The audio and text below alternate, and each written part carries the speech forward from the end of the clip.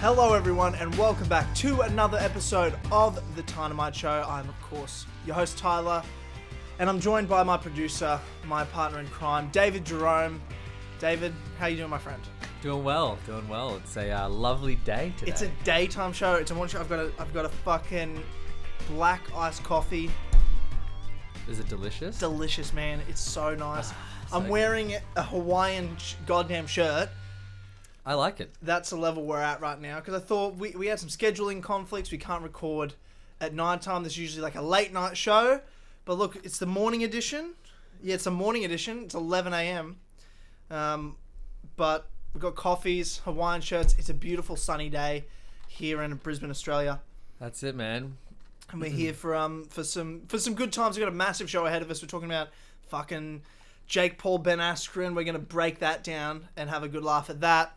We've got some news coming out of Sony once again. So I want to follow up from last week's segment where we talked about Sony, and there's some issues from Naughty Dog, I believe, there's some undertones there that's a little concerning and worth discussing today.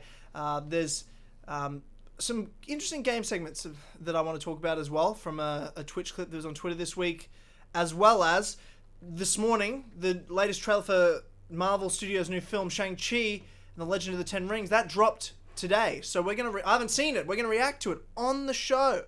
So tune in. Stay tuned for the whole thing. Plus, David Jerome's going to be playing us out today with a song. Yes, sir. Sunday Morning by Maroon 5. It just fits the morning vibe that is this show today. The chill vibe, the relaxed vibe. It's always a chill, relaxed vibe, to be fair.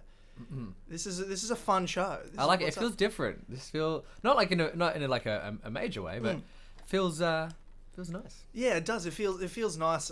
I think it's because we haven't been run down from the whole day. We're just here. Yeah, it's true. This is the first thing we've done today. True. You know, we're up, setting up the set, getting the show ready, getting the mic set up. We've got coffees. I feel great right now. But I'll only feel better when I hear the names of the people that make the show happen. Those are our Patreon producers over at patreon.com/as always. So if you like what you're listening to here and you want to hear or see more, head over to patreon.com/as always. For just $1 a month, you get exclusive access to over 100 episodes of the best podcast on the internet. That's the Clubhouse Podcast.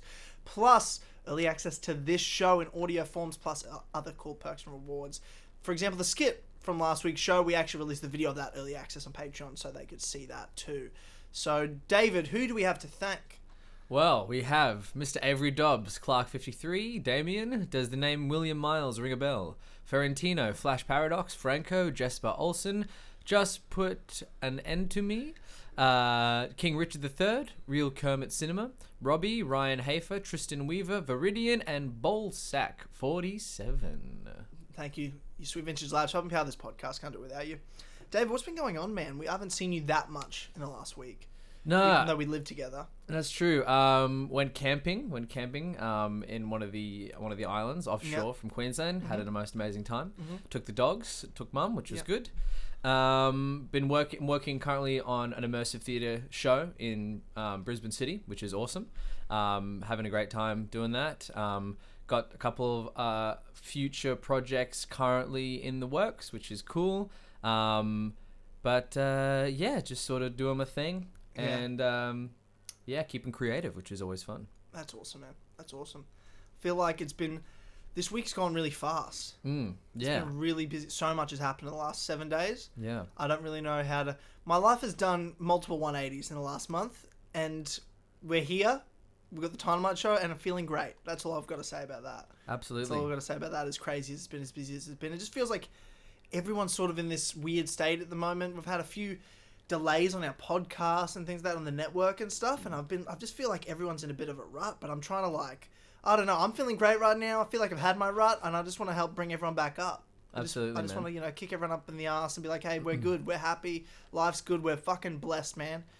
Blessed to be here, and I've been trying to remind myself of that, especially with the beautiful sunny days outside right now. Absolutely. Feels good for a daytime show, man. This is positive vibes only right now. Here in Queensland, positive vibes. Absolutely blessed to the gills. So yeah, 100%. So happy to be here, and excited for this show. Really excited for this show. But off camera, David, you were asking me something. I'm like, bro, you need to... This was my favourite start to a sentence ever. I need you to ask me on the podcast. Cause we're yeah. What was the sentence you said to me? So the sentence was... you're looking at your phone, then you look up. I was looking at my phone, and I said, do you think this is a red flag for our generation. And I'm going to stop right there because we're literally like 2 seconds from recording. I'm like, you need to ask me on the podcast because I want to know. So you're talking about a girl you've seen on Instagram, is that right? Or like you're not talking about like Tinder or something, or Bumble or something like that? And don't get me wrong, she is a friend of mine, and she's a lovely friend.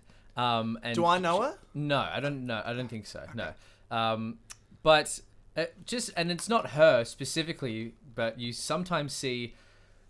Would you say, Tyler, that it is a red flag? Mm-hmm. You click on a girl's story on Instagram. Yeah. And there's literally 20 plus stories of them, like, you know, doing daily activities and them just recording themselves, like, talking about what's happening during their day. Yeah. Like, does that, you know, like, and it's not just like, you know, yeah, or like, you know, or big events happening. It's like them, like, on, you know, the treadmill and, you know, like, you know, or it's them. What are they talking about? Literally nothing interesting. So it's yeah, I don't know. Would you say there's a certain amount of social media, like Instagram, exposure that people give themselves before you start to go, why? Like, why are you posting all this kind of stuff? Like, why, you know? Yeah, I mean, it's a red flag in the sense of they obviously don't feel connected to others, and this is their way of connecting to others. Yeah. You know what I mean?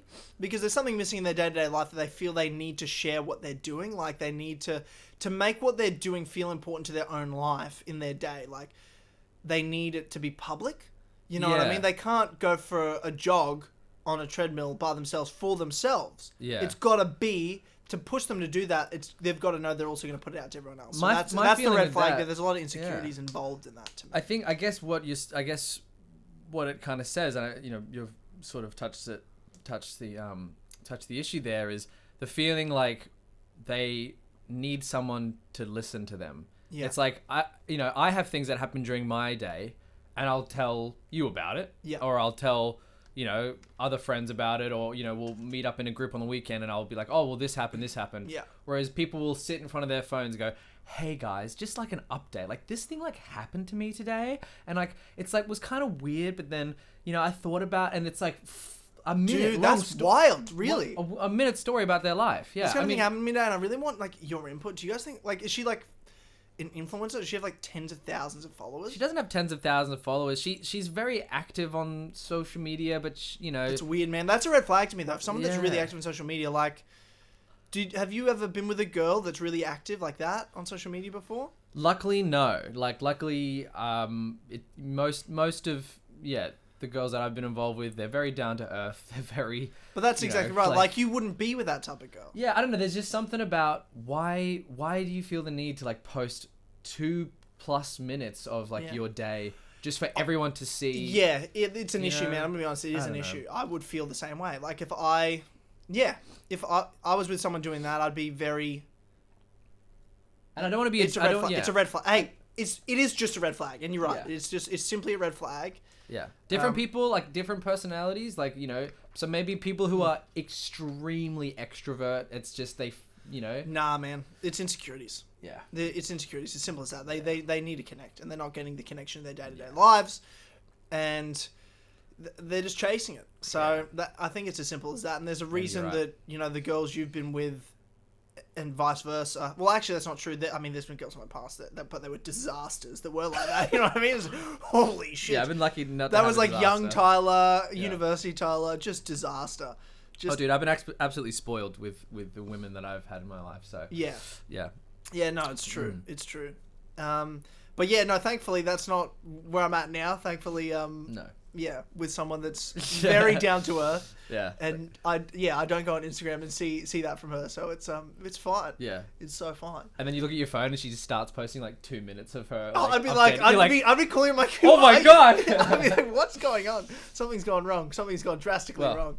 Yeah. Yeah. No, that's. It was just a thought. It was just a thought I had, because you see it more and more on social media, like people that sort of live their entire life, like entire social life through social media, and you're like, wow. You just have nothing to say to your friends. You'd be like, oh, let me tell you about this thing. And people are like, no, I watched your story. Like, I know exactly what you're doing with your life. It's wow, like, yeah, that's weird, dude. That's wild, for sure. Huh? Like, you don't see that.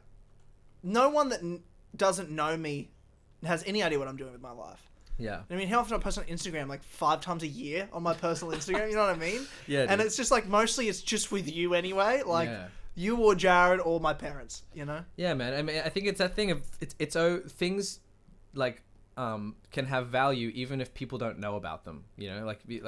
But they're supposed to have value Yeah. to you. That's why you do them. You don't do things for other people. You're supposed to do them for yourself. That's what makes you you. That's the greatest trick of social media is something, an event or something happening in your life or you aren't worth it if it doesn't have exposure. Yeah. Which is a complete lie. So, yeah. Wow. Anyway. That's an interesting deep dive to start this show. This is crazy. a different vibe episode, Yeah. bro. And I haven't even watched The Social Dilemma, you know? I just kind of come to these conclusions. Yeah, you know, right. You're just ahead of the I'm just ahead of the curve. Dude, yeah. bro, you're inspirational. I'm so wise, dude. You're so wise, man. All right.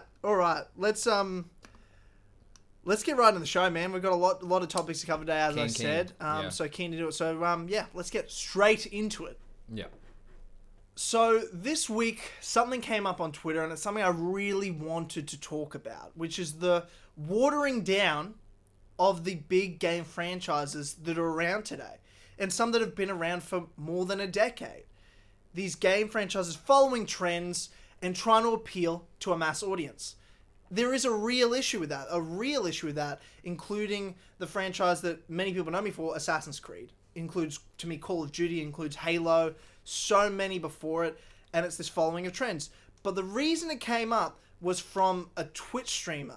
What's his name? Asmongold. So Asmongold, I don't know this person. You just said you know who that is. Yes, Asmongold, the bald man. Yeah, for sure. He is known for World of Warcraft. He's been playing since the very, very, very early days, over a decade of gaming, more than maybe 12 years of gaming, I think. 12 to 15 years of playing World of Warcraft, which is a game that I personally love. But he also has just been around the game for so long, seen so many games come and go, and he's been on streaming and Twitch for quite a long time. And he provides incredible. He's a gaming philosopher in many ways. That's so funny. Yeah, and so he got a lot of heat for this. No, take? Not for this clip. He redeemed himself with this clip. He got a lot of heat from Assassin's Creed purists because he was streaming Assassin's Creed Valhalla, and he talks about how he hates stealth games, and he's just like, no stealth, we raid this bitch with the boys or something like that. He's all about like, and he just went viral, and everyone's just like, oh god, this is like, these are the people playing Assassin's Creed now. Like these are the types of people playing Assassin's Creed now. It's just like, oh god. But then he comes back months later with this clip. David, could you play this clip for me? And it was reposted by a friend of mine, Dylan Tarul, on Twitter. So shout out. There we go. The ultimate fact is that you have so many of these gaming companies and these gaming like groups that are making these decisions based off of money. It's very transparently money. You have something like Assassin's Creed, and so Assassin's Creed Valhalla is a great example of this. How the fuck are you an assassin whenever you're a Viking? Like, I'm sorry, but these two things don't really fit together. 100%. Like, yes, obviously, in like, you know, like history, to some degree, this was the case, but it just doesn't really, like, you watch the trailer for Assassin's Creed, and you think to yourself, like, when do you think assassin in that trailer? Whenever they're on the massive battlefield and the guy's cutting off, basically the fucking version of the English is the mountain. You know, he's like cutting him up. No. Like, it's just bullshit. And like, so the games nowadays are being watered down. And I want to say this, right? I don't want Assassin's Creed Valhalla to appeal to me because I don't like stealth games and assassin games. So if Assassin's Creed appeals to me, that means it is no longer Assassin's Creed. And I think that it's good that there are games that I don't like and other people do like. Does that make sense? Because that means that each game is being developed and made for a different person, and they're not being watered down to have a minimal milquetoast mass appeal. And I think that's what's happened. That's How's that, man? There's a lot he says in that, and a lot of important quotes. One big one that I really enjoyed and I liked about it, and I think people forget that. It's like, it's okay. Like, I like that there's games I don't like. I like that there's games that don't appeal to me. It means there's a variety of content available out there, from your first-person shooters to your fucking stealth games to your real-time strategies. But then even in those genres, there doesn't need to be any crossover. You can have a fucking first-person shooter zombie game. I like first-person shooters. I'm not playing a first-person shooter zombie game. I'm not into zombie. I fucking hate zombie games. And when you play Assassin's Creed, it used to be about you're playing as an assassin. It's a stealth game. You're assassinating people. Hiding in a crowd. Trying to kill someone without getting detected. Without being seen like a hitman. You know, Splinter Cell. Those stealth games. That's what Assassin's Creed was. And now, what they've wanted to do is they see a market with these massive RPGs. With these live service games that exist for long periods of time. They can't do it with a stealth story game, so they're like, how do we make it this big RPG we can do events for and bring people back, and they're paying for microtransactions, and there's all these different things to add in. Like, how do you do that? And what that mindset is the video game landscape, the audience that buys games has grown so much over the last decade to decade and a half that there's so much money on the table, and these games are costing more. They need to make more money. And they realize how much money can be made, because you have those viral games like a Fortnite and a Minecraft over the past 10 years, the Call of Duties, and they're like, oh wow, that many people can buy one game? That's unbelievable. How do we make our game sell that much? And that's a wrong mindset. Make your game for your audience. Your audience will grow naturally. But then they've tried to jump on, instead of, for example, and we're focusing on Assassin's Creed right now, jump on the back of other franchises. Assassin's Creed 2 and 1 were revolutionary. Games copied them. Those open world sandbox games, they copied their style of open world game. And then it was also being an assassin stealth game in amongst the gameplay. That's what you were doing. And now they've seen a Horizon Zero Dawn, they've seen a Witcher 3, they've seen all these games, and they're like, we're going to jump on the back of that. But then they also see like a Destiny, and they're like, wait, that's a live service. We're going to keep bringing DLCs out. We're going to keep doing this. Because you didn't see the Witcher 3 do that. They gave away free DLC. Horizon had one story expansion pack. What Assassin's Creed are doing is trying to do anything they can to sell to the most people possible and keep people around and have money coming in constantly. And they're calling that the future of Assassin's Creed. Assassin's Creed's just developing. It's just growing. No, it's not. It's watering down. If you like Assassin's Creed now and you don't like the old Assassin's Creed games, you don't like Assassin's Creed. I don't give a fuck what anyone says. And I have these people in the comments say, oh man, there's people that love the old games, but no, I'm a fan of Assassin's Creed's way better now. I hate it back then. You don't like Assassin's Creed. You are not an Assassin's Creed fan, because that's not what Assassin's Creed is. And we know Assassin's Creed hasn't been Assassin's Creed for a long time, and I'm not here to worry. I don't give a fuck about that anymore, about its identity. What I'm talking about is the simple fact that there's people out there that legitimately believe that Assassin's Creed has developed into this naturally. Like, this was the natural progression a stealth game is meant to go in, where you're just a Viking, never playing as an assassin, never doing anything stealthy, going in a battlefield and massacring people, and then you're getting all these microtransactions with fucking horse mounts that can fly and shit rainbows. Are you fucking kidding me? That's not the natural progression. That's money grubbing, and anyone that buys into that is fine. You're allowed to, but don't pretend it's anything but what it is, which is you're buying into watered down mass appeal. That's all you're doing, and that's fine, but don't try to fucking tell me it's anything else other than that, because that's insane that people try to tell me how, oh, no, I'm the current Assassin's Creed fan, and it just, I feel like it just progressed and everything. You're a fucking idiot. You're a fucking idiot. It's fine that you like watered down games for mass appeal. That's okay. Just fucking admit it. Don't pretend there's anything revolutionary about what they're doing, because there's nothing in Assassin's Creed Valhalla or Odyssey that's revolutionary. It's copying everyone else and watering down for mass appeal to sell as much as you can sell, to make as much money as you can, and forget about where you came from. And like this guy said, Assassin's Creed shouldn't appeal to him because he doesn't like stealth games. You know why it appeals to him? Do you know why I played Valhalla? Because it's not Assassin's Creed. It's something else. And so many games are doing it. It's not just Assassin's Creed doing it. They're just the one I know best. And fucking definitely top of the list in terms of culprits for it. But look how many first-person shooters tried to make these battle royale modes after Fortnite blew up. You know what I mean? Like, that's not the natural progression of Call of Duty and Halo. That's you watering down your games for mass appeal. That's all you're trying to do. It's fine you're doing it, but let's not pretend it's anything else.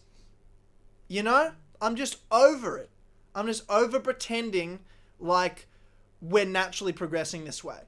Everyone is just trying to sell their big name title franchises that aren't anything like what got them to the dance anymore anyway. Call of Duty and Halo are nothing like they used to be. Even though they're first-person shooters, there's a bit of a trick to it to make you think they're similar, but they're not. Assassin's Creed's so easily visible that it's nothing like it used to be because of its inherent game genre. But Halo's nothing like it used to be. Call of Duty's nothing like it used to be. Even Battlefield. They're just trying to fit into everyone else for mass because they see money on the table. Because they're trying to sell more. They're not trying to be themselves. They're not trying to revolutionize things. They're not trying to come up with original ideas to, you know, compete against other things and to be their own corner. They're just trying to do what everyone else is doing so they keep bringing in money. And you know what? If you want to do that, it's fine. It's fucked to me and I don't want any fucking part of it. And anyone that partakes in it, you're allowed to. But don't pretend you're doing anything else but buying in to watered down bullshit. It's always the way, isn't it, man? It's, dude, Odyssey, Valhalla, they're like season 5 and 6 of Community. Dude, you know? we were just watching, Community after. They're like season 8 and 9 of The Office.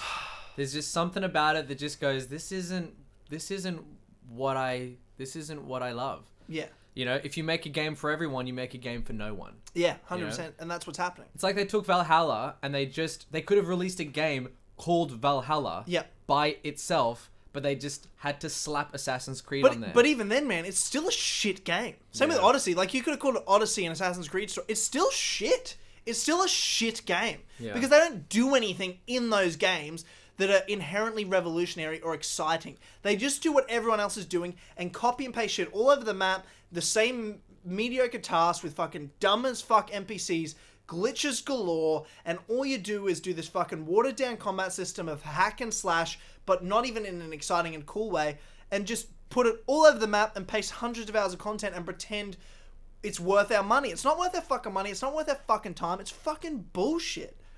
And it's just average content that no one's necessarily going to hate. It kind of appeals to everyone on some level. It's no one's favorite game. And if it's your favorite game, I fucking feel sorry for you. You haven't played that much shit. Holy fuck. You know what I mean? Like, it's just a bunch of averageness that they paste hundreds of hours on that everyone can be like, that's okay. But I'm like, no, I'm fucking over it. I'm just over it. Tyler, I have a question. What's your question? So, with the decline... I'm sweating. I got that angry. Yeah, I could feel it. Yeah. With the decline, happening, let's say, I mean, if you agree, after Black Flag, the major decline of Assassin's Creed. Yeah. What would you say if you were on the production team, the writing team of Assassin's Creed? Yeah. Do you have a rough outline of the direction you would have taken Assassin's Creed in order to keep its integrity and also interest? Would there be a moment where you would say, we can't make any more games? Assassin's Creed we're at the moment now, they need to stop. Yeah. It's too, because there's nothing you can do to fix it now. It's over. Like, it's literally over. I don't care. Everyone keeps saying, would you play the next game if it was everything you wanted? Yeah, but I don't want anything anymore. Like, I just don't want anything anymore. And even then, we've been saying that for years, but what if the next game? What if the next game? And it never is. It's never the case because it's never going to be because it's over. But I don't want anything anymore. So post-Black Flag, but post-Black Flag, what would you have done? What would you have done? Okay, I think Unity was the right follow-up to Black Flag, but it came out 2 years too early. And what I mean by that is it was not ready to release. A lot of great concept. I mean, the story script needed to be totally redone, obviously. But in terms of the setting and the gameplay mechanics and their ideas behind it, it had nailed Assassin Fantasy in a lot of ways. It was just a glitchy fucking piece of shit mess and a rushed story.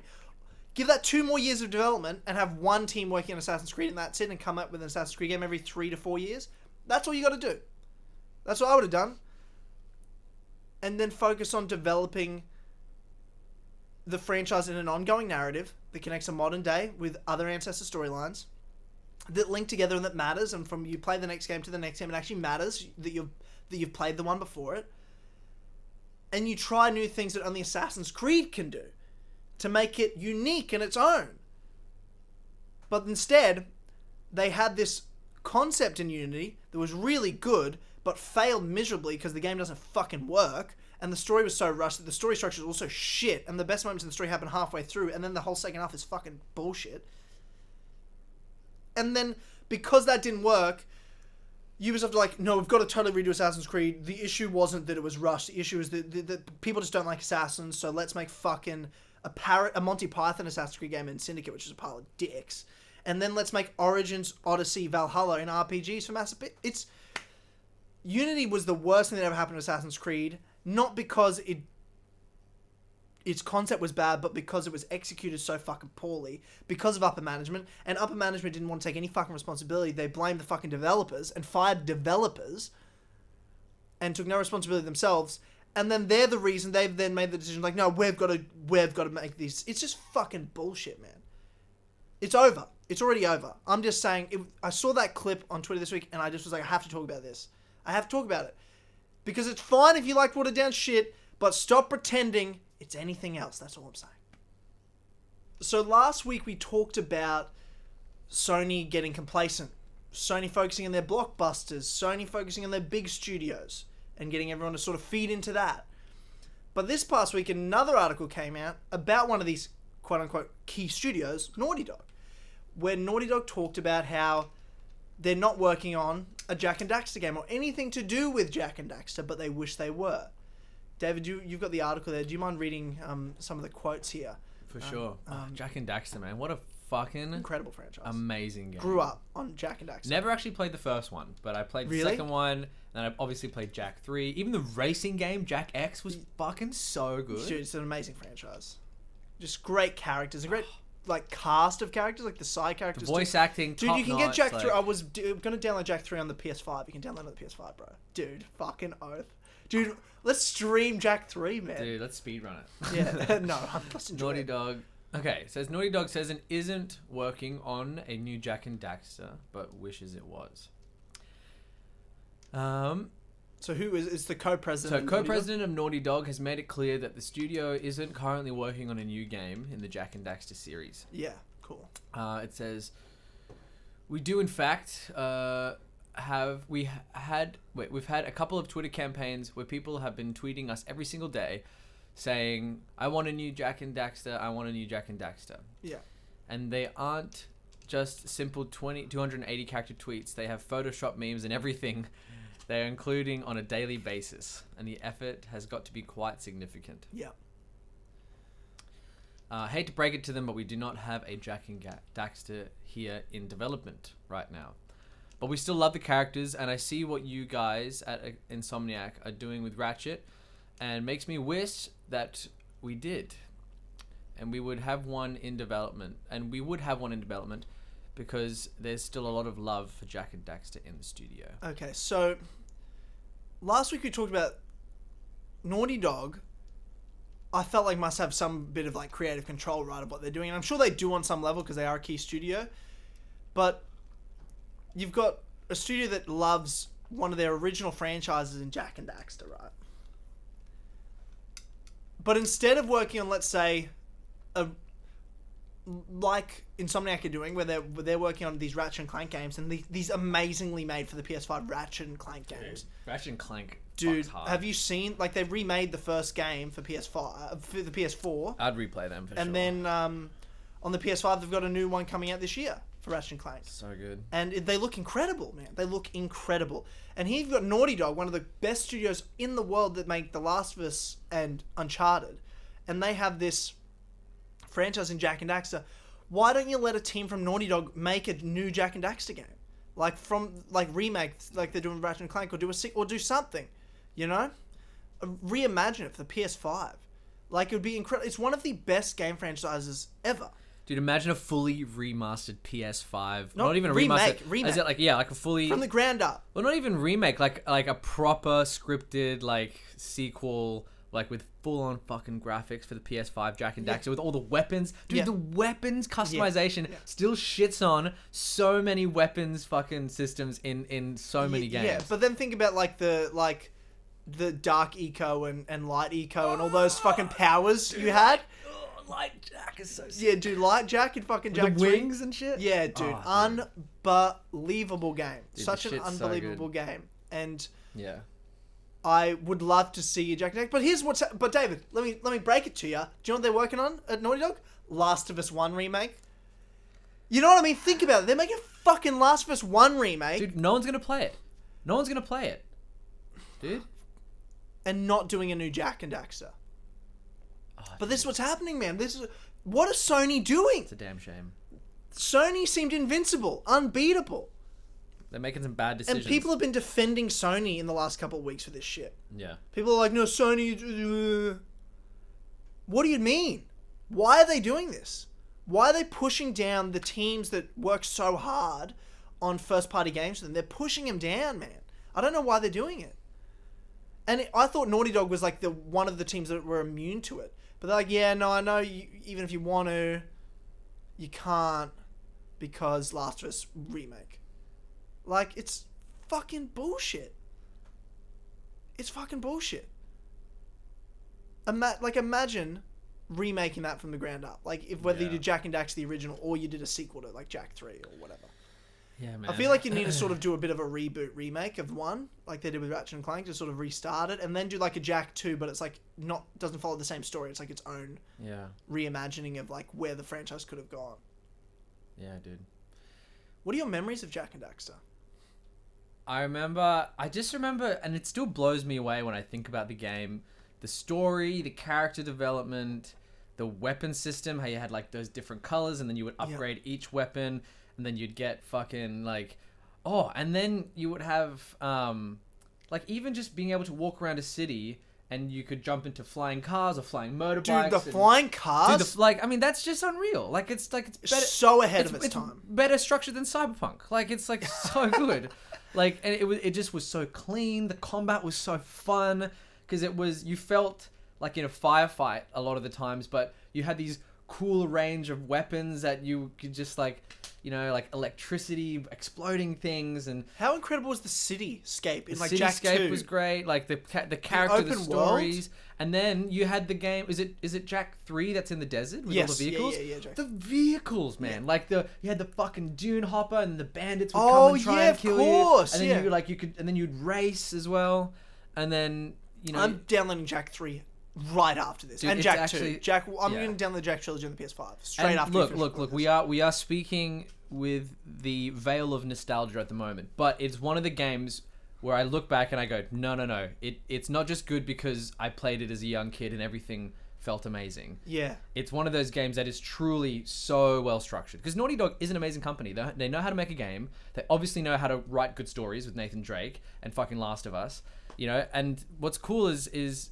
They were good stories too. They were amazing stories. The Jak trilogy had they just great were stories. they were stylistically so well made. Yeah.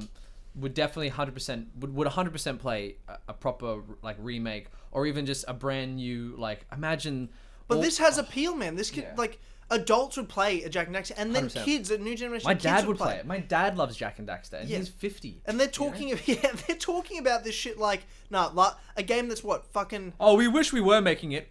Well, you're part of the company. Why are you wishing you could make a game? Yeah. Just make the game. Rather than The Last of Us 1 again. Is Neil Druckmann holding a gun to your head like, no, we must bring Joel back? You know, it's like, shut the fuck up. But is Neil want to do it? Is it? But this is what I'm saying. Is it Sony telling them not to? Because this is what it sounds like.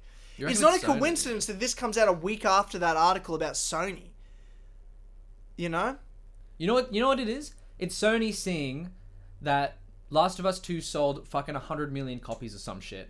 And we're like, alright, we're just gonna keep on flogging this shit. Yeah. They see numbers, man. They're not gamers. You think the president of Sony is a gamer? Well, he worked for Guerrilla. I don't know, man. I don't know who's making the calls, but it seems to be fucking money-based. Well, it's always been money-based, but there was also an edge to games and gamers. Yeah. From it. So I don't know, man. It's fucking wild. Seems like a waste. Yeah, it seems like a waste. I'm sad. Dude, bums me out. Yeah. Really bums me out. Do you reckon it's a possibility in the future? No, I don't. Yeah. I think it's yeah. Well, at least we have Ratchet and Clank, which are I love Ratchet and Clank, dude, awesome but I games. would not. It doesn't appeal to me as much anymore. Like Jak and Daxter, I would play way more. I always like Jak and Daxter significantly more than Ratchet and Clank. yeah. Because Ratchet and Clank does feel like that little bit is like, okay, it is a kid's game. Like it isn't, but it's just too much of a kid's game. Yeah. Jak had that perfect balance between maturity and being like appealing to a younger audience.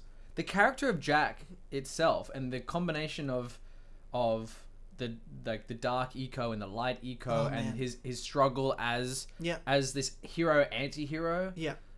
It's amazing. Like you don't Deep even writing. you don't even see that like in that like that level of character depth for for this thing is amazing. Yeah. Yeah, I agree. I know. It's amazing. It's fucking wild. I miss it, and we're just gonna live through the old trilogy. We're gonna have to just replay.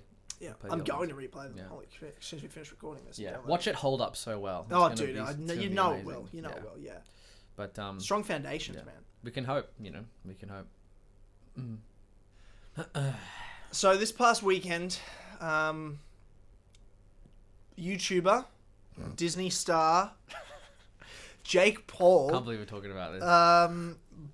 Boxed and knocked out in the first round Ben Askren, former Olympic wrestler, former One Championship and Bellator welterweight champion of the world, in the first round, 1 minute in, or 1 minute 59 or something like that. I mean, we didn't watch it. We watched it. We've watched it back since, but we were watching real martial arts in terms of the king of Australian martial arts, Robert Whittaker, putting on a fucking masterclass on Kelvin Gastelum and earning his right to get his title back against Izzy Adesanya. Beautiful match. Later this year. Amazing. True martial arts. Incredible. A part of a real organization for real fighting. But instead, at the same time, there was Triller, this company putting on a fucking circuit. I've seen these YouTube fights. Like, I've always, like... I've never paid for them and watch them live, but, like, you always, like, find them on YouTube later and you'll watch them. And a lot of the time they look pretty ridiculous because, like, oh my god, I'm watching a YouTuber's box or whatever. But this was next level fucking... They had Justin Bieber, dude, sing and perform at this thing. David. Like, they had Justin Bieber. They spent so much money. And also, we'll get into it in a sec, but do you want to sort of play the knockout of Jake Paul, Ben Askren for me, please, David? What's that? You want to play? Can you play I want to see the end result. Yeah. Let's play this. So do you want to skip ahead a bit? Yeah. Because it's at about the end of this first. Yeah. There we go. So. Yeah. There's a couple of moments here I want to talk about. Hang on. Just skip forward a bit. Yeah. No. Leave it there. Because there's a couple of things Ben does I want to talk about. And Snoop Dogg's on commentary. Pete Davidson's on commentary. Yeah. Okay.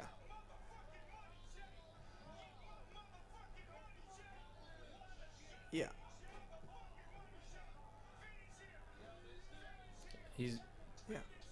Okay, so... Bro, this shit is fixed. It's not absolutely not fixed. Dude, the ref is fixed. No.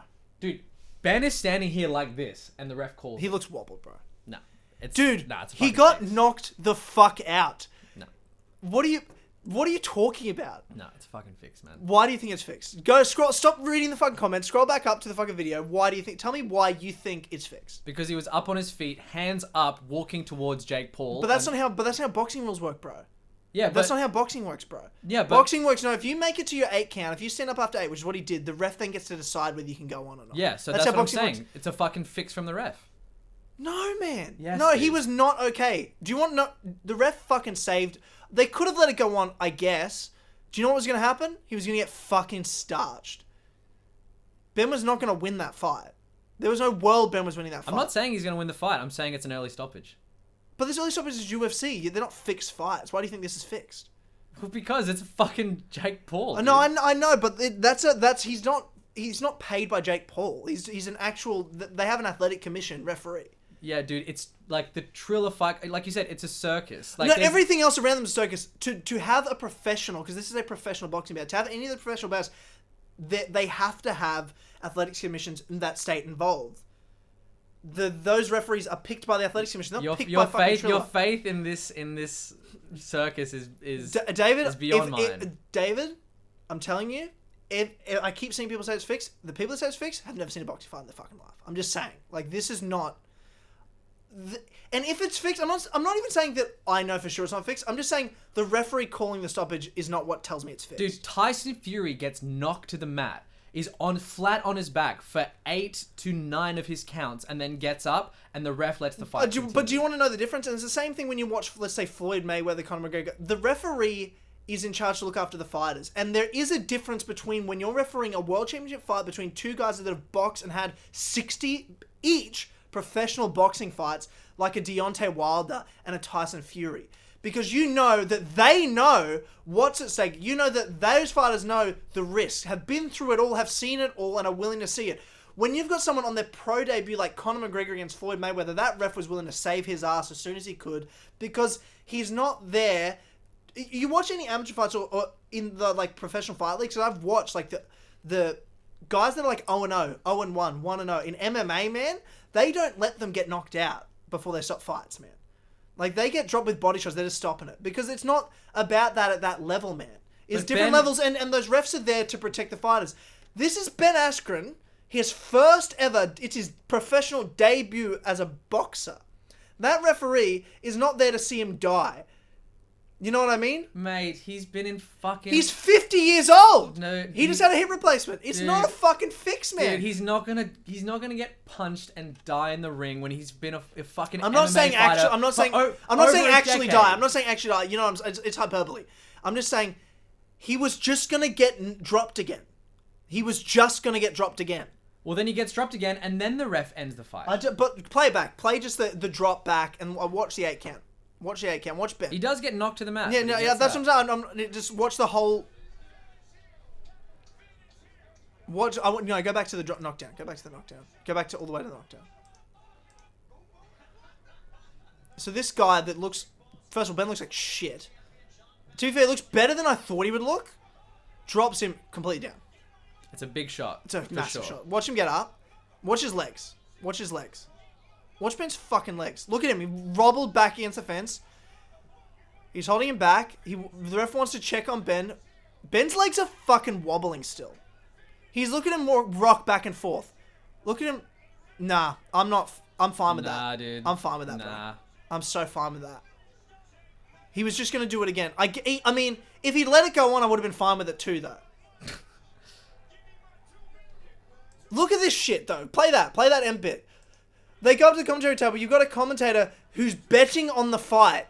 Imagine Joe Rogan going like, I got $2 million on the guy on Francis Ngannou. I'm winning. And they got Pete Davidson on commentary smoking a joint. That's the most ridiculous shit I've ever seen. Yeah, it's They have fucking scaffolding as a backdrop. Like, it looks fucking underground weird shit. It looks like some like porn set shit.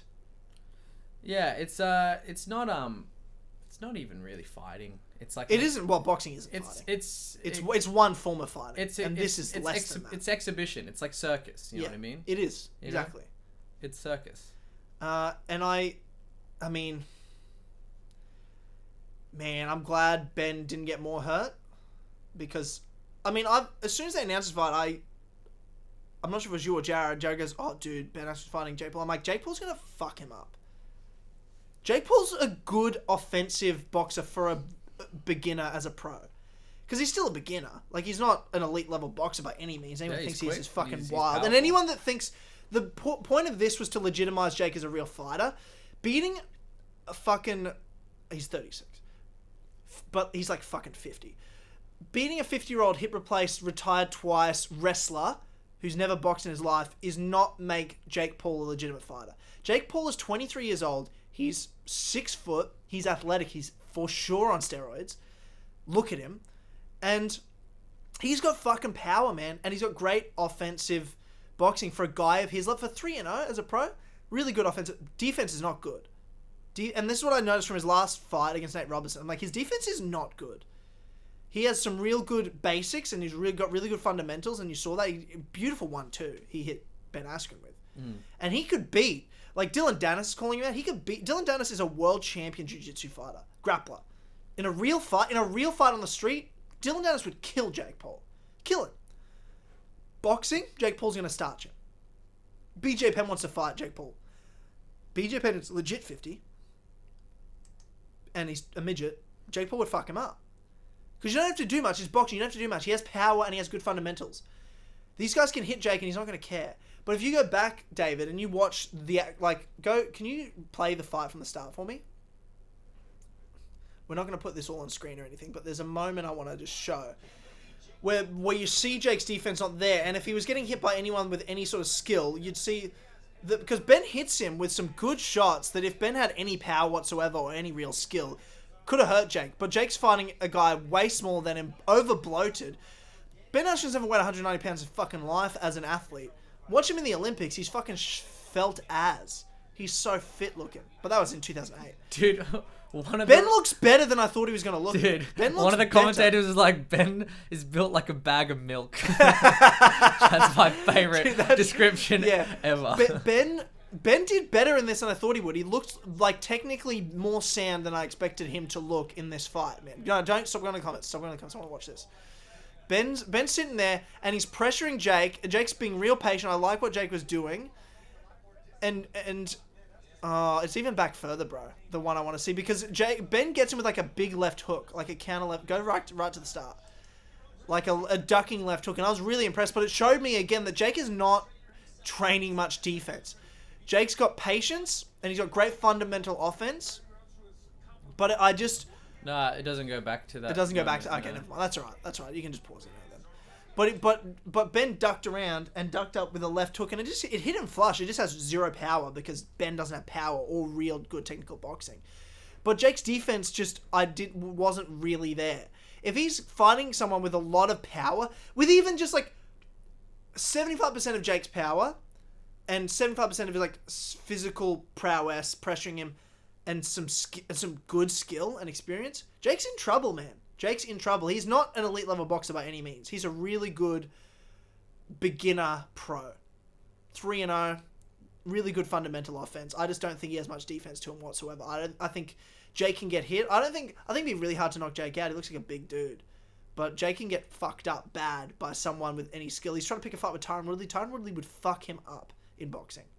Oh, 100%. Tyron Woodley would fuck him up in boxing. Someone's like, I didn't even pay for the fight, and I feel like I got scammed. Yeah, it was, it's a shit show. But there's all these MMA fighters now trying to defend the MMA community and come out and fight Jake. I just think it's not... Fine if someone wants to do that, but don't stop sending grapplers. It's a disaster. Jake will win. In a boxing match against guys that don't know how to box. Someone said... I think the ref mistook Ben's natural awkward look when he moves as to being compromised by the knockdown. Yeah. I was like, well, I mean, he is pretty awkward looking. Yeah. That's hilarious. Yeah. But also, you're not in the ring to hear, like, what's Ben saying when the ref's like, are you okay? And Ben's responding, like, or not even responding. He does nod. He does, but that's not how, but in boxing, man, you've got to speak. Like, you actually have to respond to the referee in words. Like, you can nod all you want. That's not response. You have to be able to speak words to the referee. Ben's fight pose is like when my granddad shows me how to box. Yeah. It's rough, man. It's rough because Ben Askren is an world-class, elite-level wrestler and martial artist. He's a legend in martial arts, but he's never, ever been a boxer, never been good at boxing, and he's also so old and so compromised and injured from a long career of martial arts against a guy that's way bigger than him, 23 years old, on steroids. Oh, anyone thinks Jake Paul's on steroids. It's fucking high. What makes you think he's on roids? Fucking look at him, bro. Look at him, bro. I mean, he's big. He's not like jacked. Yeah, but look at how he used to look to... I'm just saying. I've watched this guy. He's so dense. He's so I don't know. dense. I don't think he's anything out of the way what you would see in like a UFC like middleweight.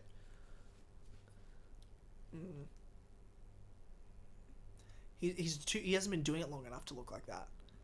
He's also in the prime of his testosterone production. No, I understand what you're saying. I just mean he's not been training it like a pro athlete for long enough to look better than most pro athletes. That's what I'm saying. How quickly... Yeah, no, there's no way. And also, why wouldn't you? You think they're getting tested on this, David? Why wouldn't you do steroids? I'm not blaming him. I'm just saying he is. But dude, there's like a whole boxing commission involved with this, so... Yeah, but with the money you've got, man, you can... The steroids are always way ahead of the commissions. Yeah. I personally don't think he's on roids. I think he's naturally super athletic. I think he's naturally super athletic too. Yeah. So are most people that are on steroids. He does not look out of the way for being on, like... And, like, he doesn't look... For how quickly jacked. in years he's got to that shape, man, I think he is. Nah. I think he is. But anyway, it doesn't matter. I don't care that he is. Anyone that's doing that boxing should also be doing it too. I know Ben's not, because it's fucking Ben Askren. Look at him. You know what I mean? Probably should have done some steroids. But I mean, what's the point? Looks like he didn't even train. Yeah, it's rough, man. Who do you think you should fight next? Who do you want to see in an ideal world? Who's Jake Paul fight next, David? Do not care, dude. Do not care. Don't care? No, I actually don't have a recommendation because it's like, I reckon it's just like a bit of a slap in the face for all the good dudes who are. I don't disagree with you, man. I'm on the same team as you, but he's going to fight someone. Yeah, it was like, just have like it doesn't really interest me like at all. So. Yeah, I don't really have someone in mind. I haven't really. In an ideal world, it's like Darren Till. If you want him to get fucked up, yeah. If you want Jake, well, of course I want Jake Paul to get fucked up. Of course I do. Yeah. Yeah, of course I want Jake Paul to get fucked up. I'd love to see Jake Paul actually just enter the WBF and just fight actual boxers. I would love to see Jake Paul actually fight actual boxers. I'd have a lot of respect for that. Yeah. I'd have a lot of respect for that. Yeah. Because that's him. Because he's saying that he wants to be a pro boxer and he's saying it seriously. I'm like, okay, that's good, but then do it.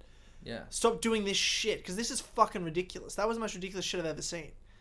No, Jumping up to commentary just with Snoop Dogg screaming about Snoop Dogg's a fucking idiot anyway and has no business commentating any martial arts, even though he keeps doing it. It pisses me off.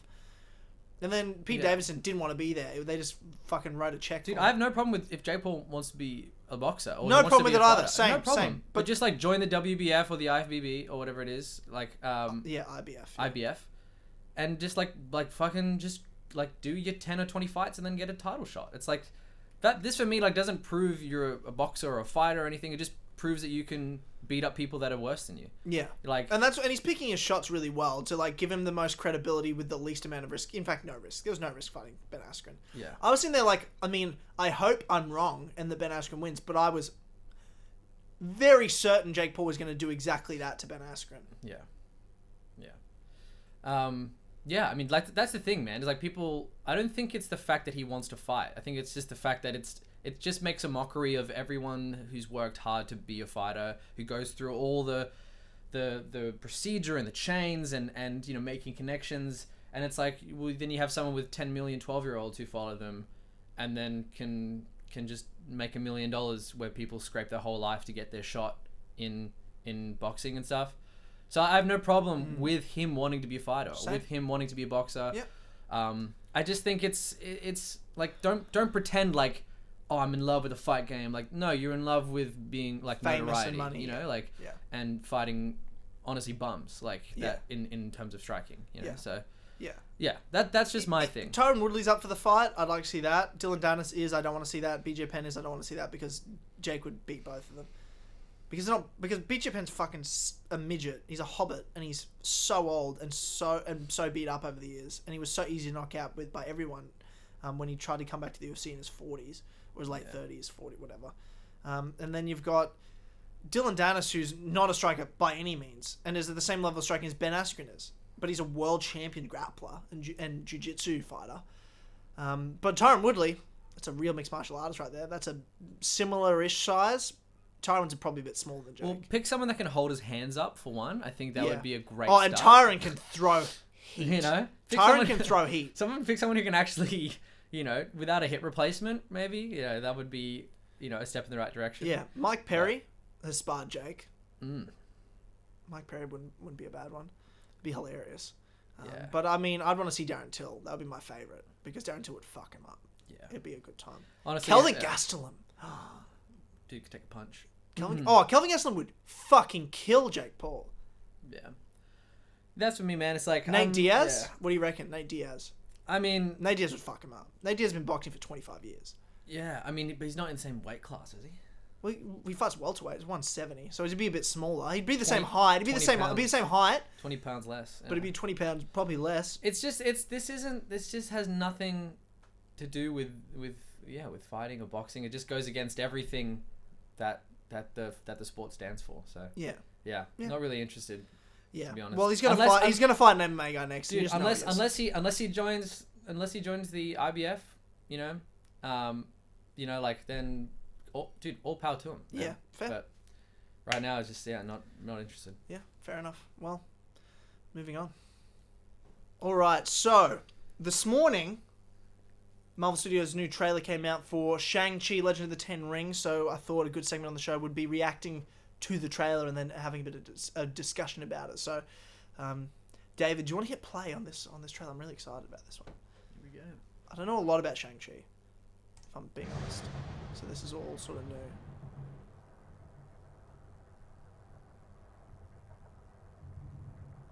I know he's a martial artist.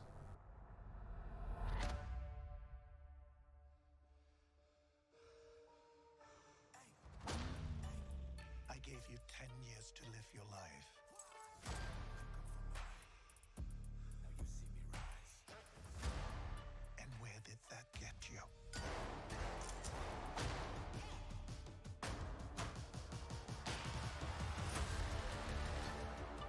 You walked in my shadow.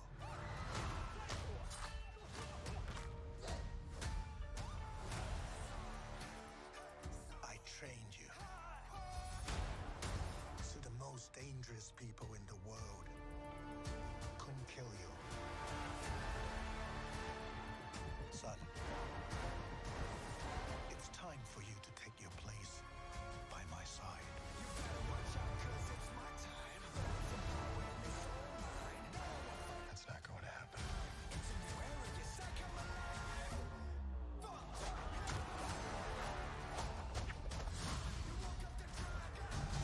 Oh, dude, I love how this is filmed, man.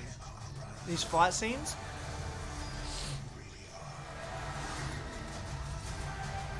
I don't know what's up with the horses, though. They're a bit weird. Who are you?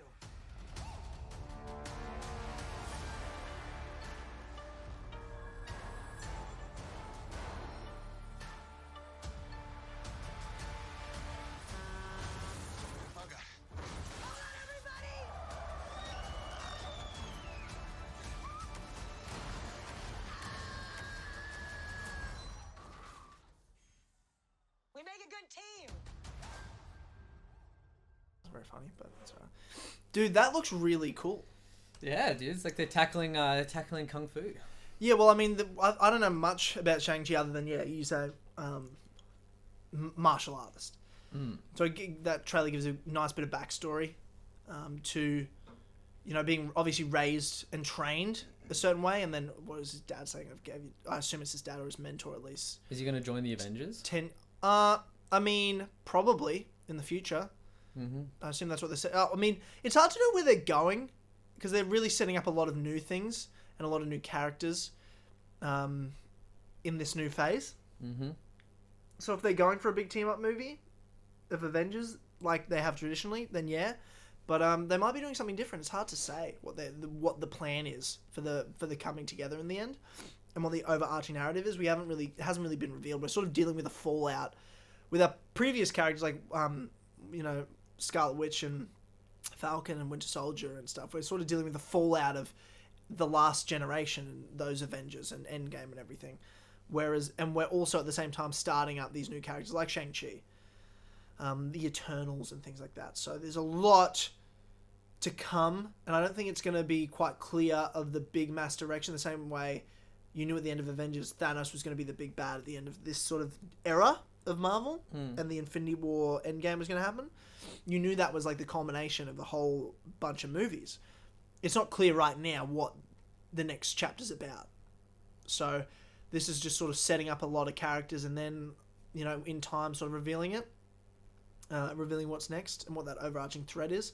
which I think might become clear, whether it be in like Spider-Man 3 at the end of the year, or perhaps maybe some sort of other team-up movie. Your Thor 4s or Guardians of the Galaxy or something like that. I don't know. I feel like they're going to separate, though, the sort of space segments of the MCU to the more Earth-grounded ones. And there'll be, like, multiple overarching stories going on at once. Maybe, like, 2 at the same time. Like, there'll be the space shit with the Guardians, with Thor, with Captain Marvel, with Eternals. And then you'll have, like, your Doctor Strange, Scarlet Witch, Shang-Chi, Falcon Winter Soldier, Hawkeye, all that sort of stuff going on down on Earth, and Spider-Man and stuff. So I feel like there'll be 2 different things going on. But it's cool to see a bit of backstory to this character, and then he seems like, well, I mean, he has an American accent. Did you hear that as well? I didn't actually. Does he? I thought he sounded like American. But he was obviously let to, like, trained a certain way to be a fucking incredible martial artist, and then given 10 years to live his life as in just be a normal person. And now it's like obviously this threat coming back together. This is the Mandarin is supposed to be the main villain of this, who was the main villain of Iron Man 3, but they weren't actually the real Mandarin. They just used the name Mandarin. This is like the real comic book Mandarin. That's right. In this, he has the rings and shit. Yeah. So that's what the main villain of Shang-Chi is. So I wonder whether this is one of those movies that's just purely standalone, and it'll be just sort of introducing some new abilities and things we haven't seen before, the same way we saw in WandaVision with witchcraft, and we saw in Doctor Strange with magic. So I'll be interested to see the way they talk about martial arts and what Shang-Chi can do and how his powers work. So I always like seeing how they delve into new powers. But what I really liked about that trailer was how they filmed, because the most important thing when you're doing any sort of martial arts movie is how they film fight scenes. And those look really well filmed. And even traditional style of those traditional, like, martial arts movies, the way they do some of those shots, those tracking shots, were really cool.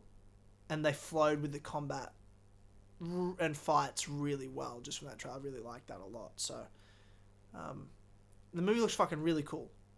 Really cool. I don't have it, major... It's Marvel, so I love it. Like, in terms of I'm majorly invested and I'm going to see it. But I'm not super hyped like it's anything I know. I'm excited because it's something new. And it looks interesting. It looks well made. But outside that, obviously I don't know the character very well, so I'm not, like, invested in the story just yet. But it's something I know I'm going to watch, and hopeful with every Marvel movie that it's going to be a really fun time and give us a new character. I'm not expecting it to progress any overarching story or even introduce anything that major. I'm sure it'll have, like, some Marvel Cinematic Universe hints from the past in it, because they have to sort of tie it in well. But other than that, it's going to stand on its own. That's what I hope for it. It comes out September, so still a bit away, but it'll be nice to see some new Marvel films in cinemas, because obviously you got Black Widow in July, but the thing is, Black Widow's an old character who's now dead in the storyline, so this is, like, set before Endgame anyway, so this will be the first sort of movie after Endgame, so that'll be interesting. Are you excited for Black Widow? I am. I'm really excited for Black Widow. You got Florence Pugh, who's playing Black Widow's younger sister, who's going to be the new Black Widow. And that's what this movie's going to set up. So I really like... She's an amazing actress. So I'm really excited to see her... where she goes in the future of the MCU. So that's why I'm excited about Black Widow. And I love Scarlett Johansson's Black Widow. Such a great character. So it'll be nice just to see her again for one last hurrah. And then set up the future and see where the next Black Widow goes. And what her character is going to be. And whether she's a part of the Avengers or meets up with some other characters. So it's interesting. Yeah, interesting to say the least. But yeah, I'm excited. But other than that, that's those are all our segments, David, for today's this week's Tynamite show. Delved into a lot of stuff today. Had a lot of fun, but even more excited to for you to play us out, David, with a song. You're going to be playing Sunday Morning by Maroon 5. So without further ado, ladies and gentlemen, here is David Jerome.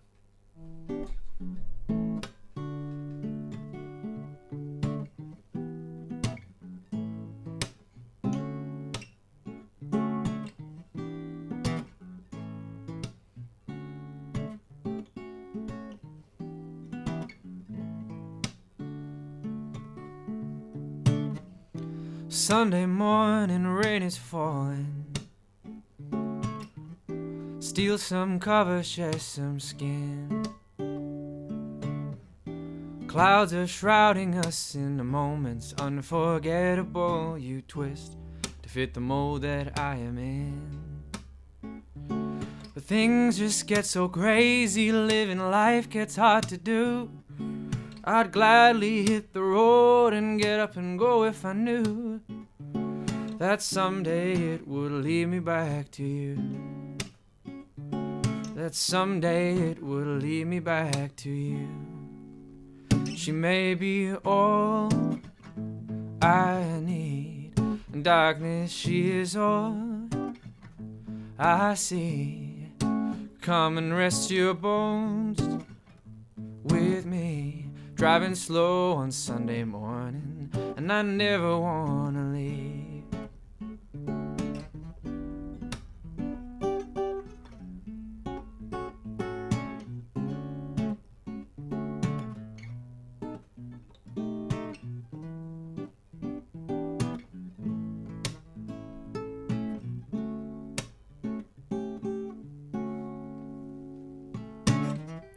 Fingers trace your every outline. Oh yeah, yeah. Paint a picture with my hands. Back and forth we sway like branches in a storm. Crazy weather, still together when it ends. But things just get so crazy, living life gets hard to do. But I'd gladly hit the road and get up and go if I knew that someday it would lead me back to you. Oh, someday it would lead me back to you. She may be all I need. In darkness she is all I see. Come and rest your bones with me. We're driving slow on Sunday morning, and I never want to leave. We're driving slow on Sunday morning, and I never want to leave. On Sunday morning, and I don't want to leave.